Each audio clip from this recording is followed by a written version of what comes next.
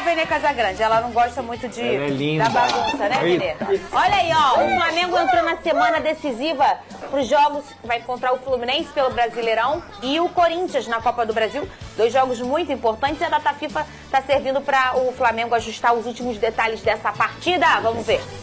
A equipe de Felipe Luiz tem 2 importantes missões pela frente.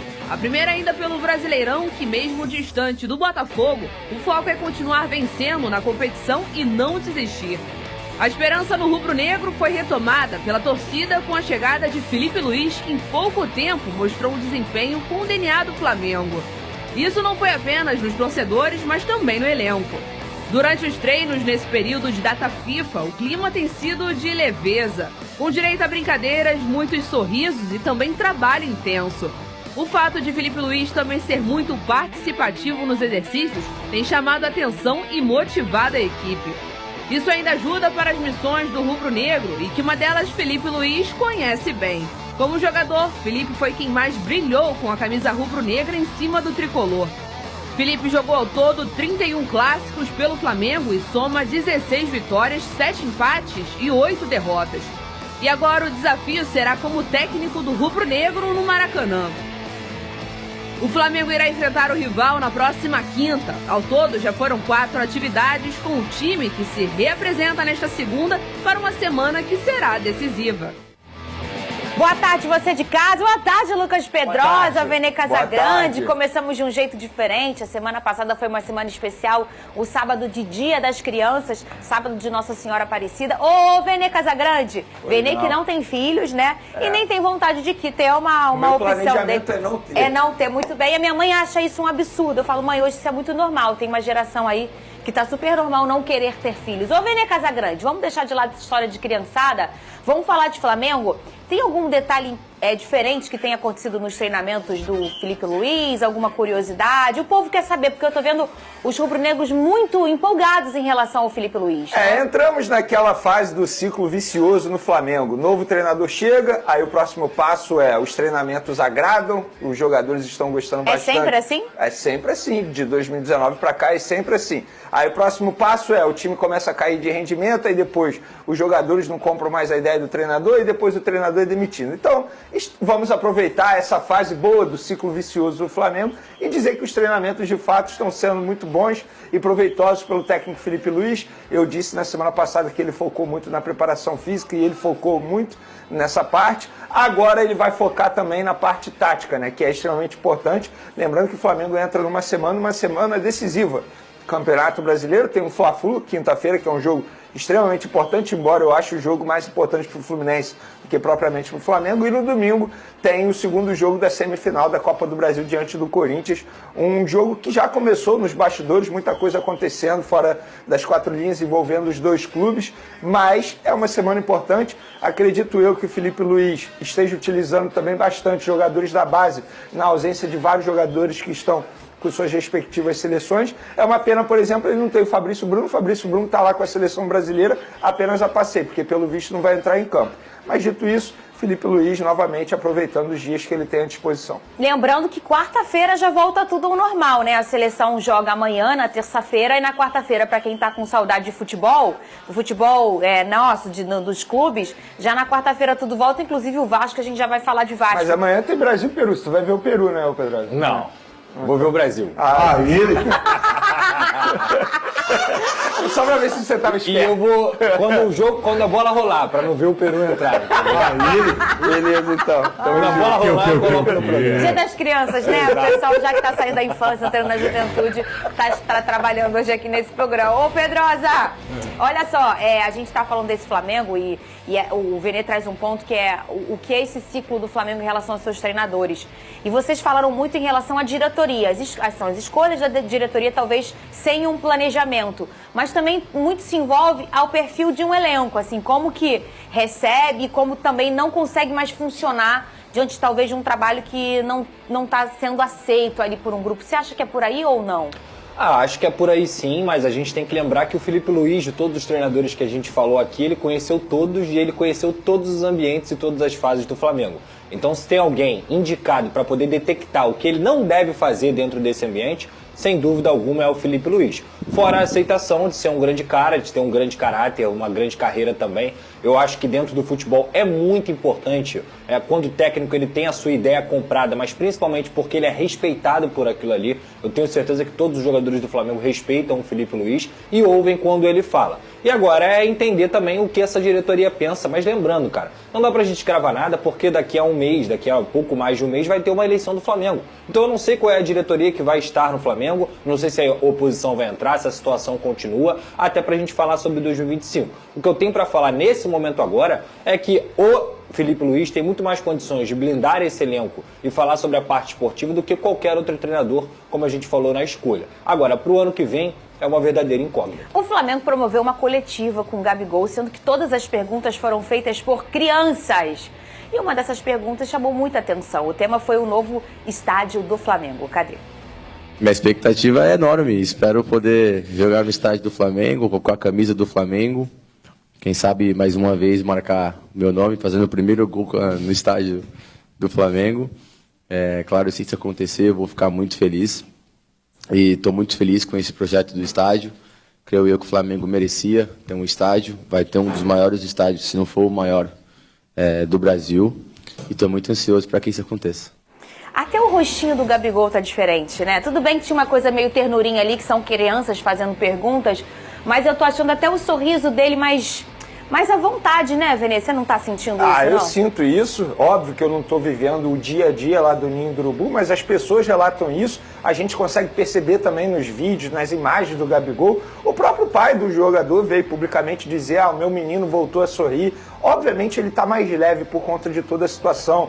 A chegada do Filipe Luís, que é um amigo pessoal do Gabigol. O Filipe Luís, inclusive, foi no aniversário do Gabigol recentemente. É um cara que tinha uma boa relação com o Gabigol nos tempos quando eles eram jogadores juntos do Flamengo. Então, óbvio que isso ajuda. E claro, gente, assim, a construção do estádio de uma maneira bem otimista é daqui a 5 anos. Ele jamais vai dar uma resposta grosseira para uma criança. Ele vai falar o quê para a criança? Olha, daqui a 5 anos eu não vou estar mais aqui no Flamengo? Que pergunta é essa? Não, claro que não. Inclusive a pergunta da criança foi boa. Mas imagina que ele até fala de uma forma bem carinhosa: eu vou estar com a camisa do Flamengo no sentido, às vezes não está nem mais jogando, né? Mas que ele estará torcendo pelo clube. Não tem como projetar, não tem como tirar nada dessa sonora do Gabigol. E eu acho até que o Gabigol foi inteligente na resposta. Também ele está cavando uma renovação. Ele tem o desejo de renovar. Isso aí a gente sabe muito bem. Você acha que o jogo mudou, independentemente dessa sonora? Eu acho que a vontade do Gabigol pode ter aumentado em querer ficar mais no Flamengo. Óbvio que se fosse o Tite, qual seria a vontade de ele continuar no Flamengo, sendo que ele não era utilizado? Eu acho que a vontade dele mudou. Mas, gente, independentemente da vontade dele, a atual gestão nada pode fazer. Não seria justo você renovar o contrato do Gabigol, dando um longo contrato a ele, inclusive valores altos, sendo que daqui a 60 dias tem uma eleição presidencial. Isso aí é uma decisão que a futura gestão tem que tomar. Mas a resposta do Gabigol, gente, foi para uma criança. Daqui a 5 anos a gente não sabe se o Gabigol vai estar no Flamengo ou não. Mas eu acho que ali também tem uma resposta entre linhas, digamos assim. Olha, se depender de mim, eu renovo. Ô, Pedrosa, como o futebol é doido, né? A gente estava há um mês falando de um momento de Tite, tudo estremecido, uma certeza já quase que absoluta, porque o absoluto não existe no futebol, que ele não ia continuar, e agora a gente já está falando de uma possível renovação com o Gabigol. Não é uma informação, é o que a gente vai analisando, o que a gente vai vendo, até pela vontade do jogador, né? O futebol é muito louco, né, Pedrosa? Muito louco, ainda mais se a gente for pensar em tudo que aconteceu com o Gabigol, primeiro uma promessa dessa diretoria em renovar com ele, aí depois a renovação emperrou, aí o Gabigol flerta com alguns times, né, Palmeiras, aí depois Corinthians, veste camisa, tem doping, a diretoria oferece um contrato com 50% de aumento com 1 ano e ele se sente desvalorizado não pela questão financeira, mas pela duração pouca aí do contrato que foi oferecido. E agora o Filipe Luís é um novo treinador, é um cara que sem dúvida alguma, se ficar para 2025, não vai querer que o Gabigol saia. Até porque sabe do potencial dele, não só é um amigo, mas entende o Gabigol como um grande jogador, que ele é de fato. Agora, novamente, eu vou concordar com o Vene que essa diretoria não pode renovar com o Gabigol por um longo período, ainda mais com as cifras envolvidas do que o Gabigol ganha. O outro ponto é que o Gabigol tem que voltar a jogar bola, porque se ele não voltar a jogar bola, justificar o alto salário que ele ganha vai ficar muito complicado até para o Felipe Luiz, que é muito amigo dele. Então, assim, ele tem que usar essa reta final para mostrar que sim, que ele quer continuar no Flamengo e que ele quer renovar o seu contrato, independentemente de qual diretoria vai continuar na próxima temporada. Olha só, a gente vai mudar o assunto agora, vai para Hugo Souza. Aliás, esse assunto tá rendendo, hein, Vene? E é sobre a nossa enquete. A gente dá a informação e depois eu trago você para responder a pergunta. Já vai seguindo a gente lá no Twitter, @SBTRio é o nosso Twitter, segue a gente, #SBT Esportivo, assim você conversa com a gente. Já vou mostrar para vocês a enquete, porque mais um capítulo da novela da compra do Hugo Souza. O Vene Casagrande, como é que tá essa situação? Corinthians vai ter que pagar outra multa? Conta pra gente o que está acontecendo, Vene. Vamos lá, não existe mais negociação. O que existe é um contrato que foi firmado quando o jogador foi emprestado ao Corinthians. A opção de compra pode ser exercida a partir do dia 10 de outubro no valor de 800 mil euros. E essa opção de compra precisa ser paga à vista ou com garantidor, que na verdade é um fiador, que o Flamengo aceite. E aí o Corinthians, no final de semana, a gente trouxe isso durante o final de semana, o Corinthians apresentou uma proposta ao Flamengo de um fiador. Só que o fiador é o mesmo da negociação envolvendo o Mateuzinho. E na negociação envolvendo o Mateuzinho, as parcelas estão em atraso. É uma pessoa física o fiador? Não, é uma empresa. É uma empresa. É a Brax, que é patrocinadora do Corinthians, também é patrocinadora do Flamengo. Só que esse fiador também não firmou, ou seja, há inadimplência na questão do Mateuzinho.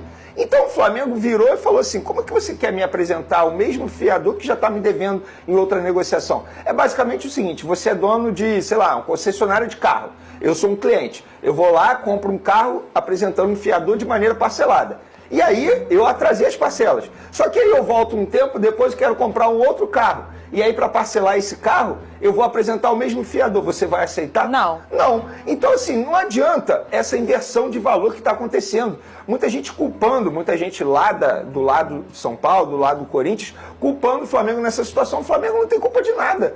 A gente não pode simplesmente jogar a culpa no Flamengo. O Flamengo não é obrigado a aceitar novamente um fiador que não tem nenhuma garantia que vai pagar. Eu não aceitaria. Claro que não, não faz o menor sentido você estar invertendo os valores. Aí muita gente fala assim, mas qual é o problema de dever no parcelamento do Mateuzinho? Eu vou dar um exemplo. Imagina se o Flamengo é eliminado na Copa do Brasil pro Corinthians com o gol do Mateuzinho.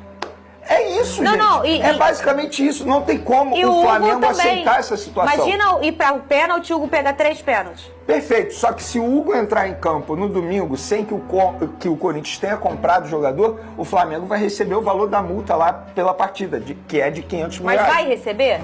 Não. Olha só, o Flamengo não pode dizer pro Corinthians, não, você não vai botar o Hugo Souza em campo.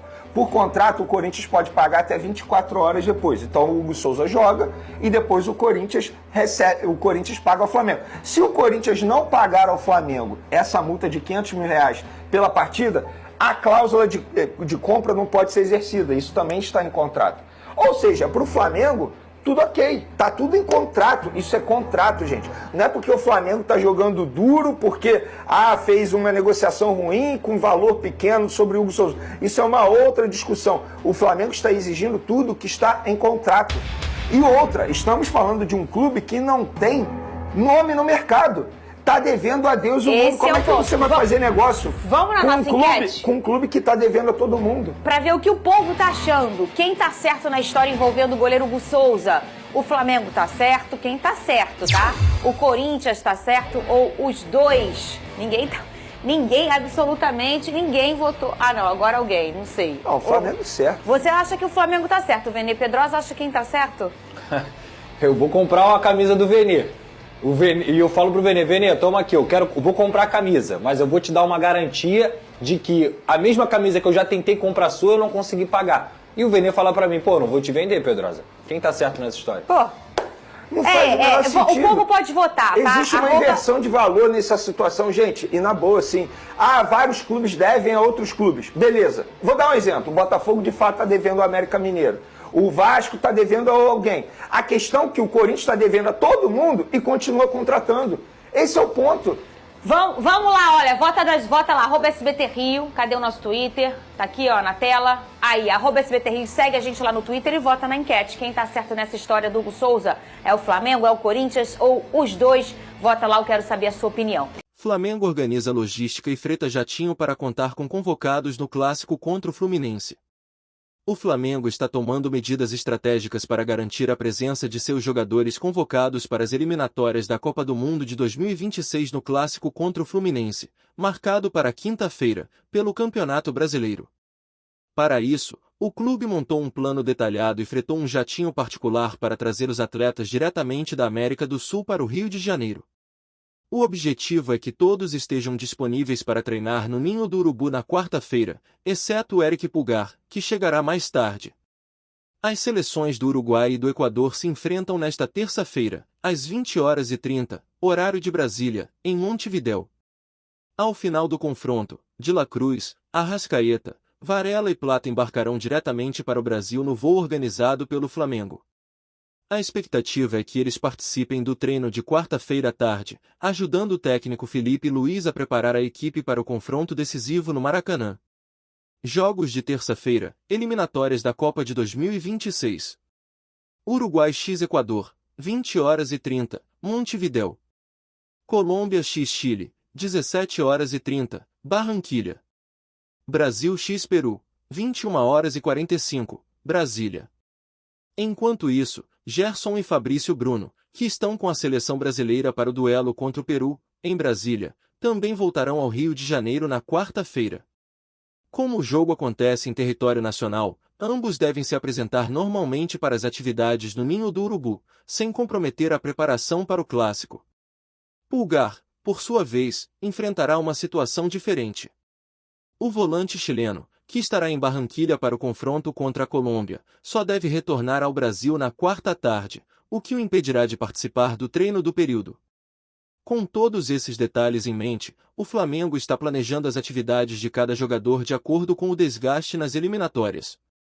A equipe técnica avaliará a minutagem e a condição física de cada atleta para definir a intensidade dos treinos e garantir que estejam prontos tanto para o clássico contra o Fluminense quanto para o jogo decisivo contra o Corinthians, no domingo, pelo Brasileirão. Atuação dos convocados na última rodada das eliminatórias. Peru 1x0 Uruguai. De La Cruz não entrou em campo. Arrascaeta e Varela jogaram os 90 minutos.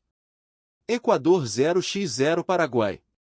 Plata esteve em campo por 66 minutos. Chile 1x2 Brasil. Fabrício Bruno não foi utilizado. Gerson jogou 45 minutos. Pulgar estava suspenso e não participou da partida. O planejamento do Flamengo reflete a importância do clássico e do duelo contra o Corinthians, já que ambas as partidas podem ser decisivas na reta final da temporada.